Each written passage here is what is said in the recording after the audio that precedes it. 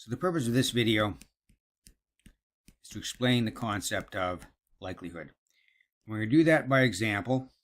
We're going to consider an academic department X, and we're wanting to know whether or not there's an equal gender balance in that department. So we sample 30 individuals, and 22 self-identify as female, 8 identify as something other than female, or refuse to answer the question. So the issue is whether or not there's an equal gender balance, and we're going to look at this two ways, via probability and p-value, or via likelihood and relative likelihoods. By doing this, we can make a distinction between probability on the one hand, likelihood on the other hand, and the real goal is to get our heads around this extremely important concept of likelihood. The formula that we're going to use is the formula for the binomial, and that's because we're dealing with a binary dependent variable. We've got a binary dependent variable because each individual self-identifies as female or not female.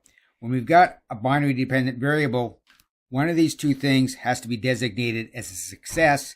Somewhat arbitrarily, I've said that female is going to be a success. The parameter in a binomial distribution is pi. That's the probability of success.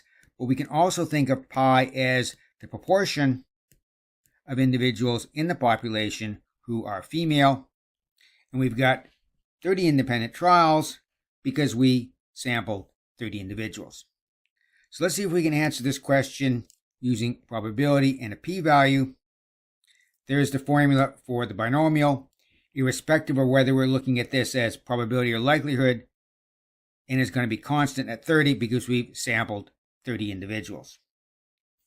So to calculate our p-value, we're going to begin with a null hypothesis, and a null hypothesis is that pi, probability of success, proportion of females, is equal to 0.5, and we're going to take formula for the binomial, and then for pi, we're going to substitute in 0.5, and 1 minus pi is also going to be 0.5.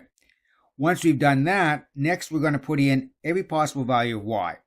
Every possible value of y as the number of y is the number of females as that goes from 0 to 30. And then we're going to make a plot. So there's the possible values, number of females, 0 to 30, p of y on the vertical axis. Now, we observed 22 females. If you take the probability of observing 22 females, add that to the probability of observing 23 females, all the way out to the probability of observing 30 females. If we add all those probabilities together, what we get is a value of 0.008. And this is our p-value, and p stands for probability.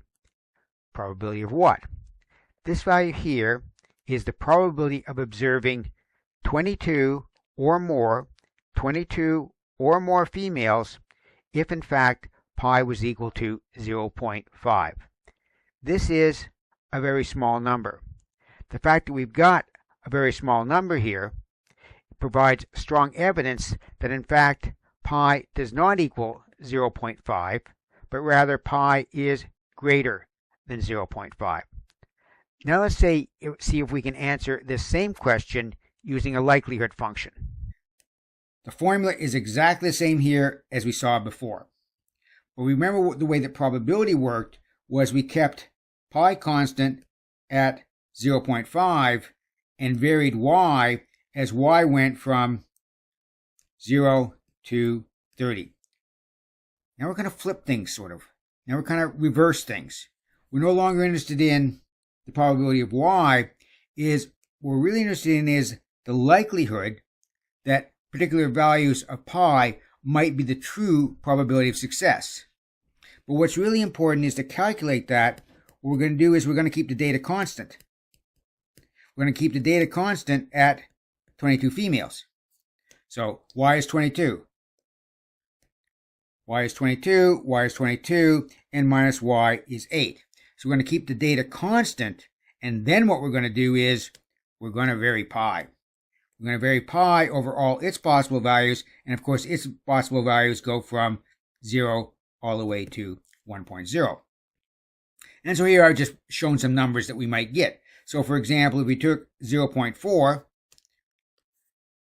put in 0.4 there, then this thing would turn out to be that number. If we took 0.8, then this thing would be 0.11056. Now, one of the things is, a distinction is that when we're dealing with probability, we got y values that go from 0 to 30. These are discrete values, whereas when we're thinking about pi that goes from 0 to 1, these are continuous. So to make a plot, I wanted to make a plot. What I did was I took 1,000 values of pi, and then used those to make a line plot. So here are my 1,000 values, possible values of pi, going all the way from 0 to 1. And on the vertical axis, I have the likelihood of pi calculated according to this formula.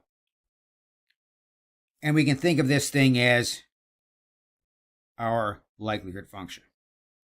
So what are some of the features of our likelihood function? The first feature is that if we look at our likelihood function, it's maximized at 0.733. So the maximum value here occurs when pi is equal to 0.733, and there's the value there. The fact that the likelihood is maximized at 0.73 sort of makes sense. We observed 22 females out of 30. Given that we observed 22 out of 30 females, if we had no other information, what would we think the most likely value is of pi? We'd say it's 22 out of 30 or 0.733. These values here on this axis, these are not probabilities. These are probabilities. When we kept pi constant at 0.5 and substituted in different values of y, we got probabilities. If we added the heights of all these bars, they would add up to 1.0. If we looked at the value associated with y is equal to 10, we would, we get 0.028, which is a probability that has meaning. So these things are not probabilities. The area under this curve, the area under the curve definitely does not equal 1.0. These absolute values, they don't have much meaning. But if we look at the relative values, they can have meaning. So that's this point here. So if we think about pi is equal to 0.733, we got a likelihood of 0.1630. Doesn't mean much by itself. But think about it. We observed 22 out of 30 females. If we observed 22 out of 30 females, how likely is it that the true value of pi is equal to 0.5? Well, if we observe 22 out of 30 females, the likelihood that pi is equal to 0.5 is this value here.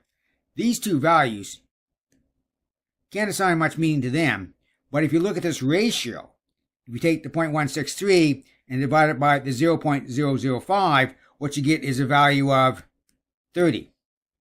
So what that tells us is that if we compare the likelihood that pi is equal to 0.73 with the likelihood that you got an equal proportion of females, not females, that ratio, it provides very strong evidence that the proportion of the folks in that department who are females is greater than 0.5. But this idea, the idea of determining the gender ratio in that department really isn't the big point of this video. The big point of this video